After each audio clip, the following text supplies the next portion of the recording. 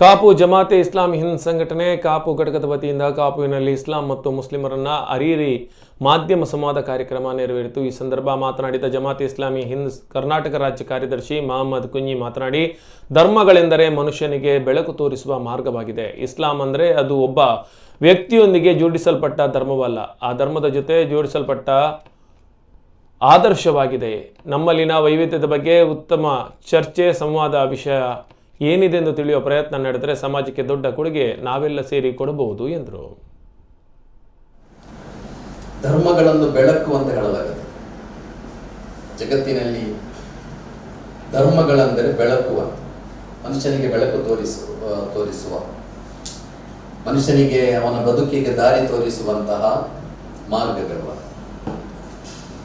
ಇಸ್ಲಾಂ ಅಂದರೆ ಅದು ಒಬ್ಬ ವ್ಯಕ್ತಿಯ ಹೆಸರಿನೊಂದಿಗೆ ಜೋಡಿಸಲ್ಪಟ್ಟ ಒಂದು ಧರ್ಮ. ಇಸ್ಲಾಂ ಧರ್ಮ ಅಂದರೆ ಅದೊಂದು ಆದರ್ಶದ ಜೊತೆಗೆ ಜೋಡಿಸಲ್ಪಟ್ಟ ಧರ್ಮ.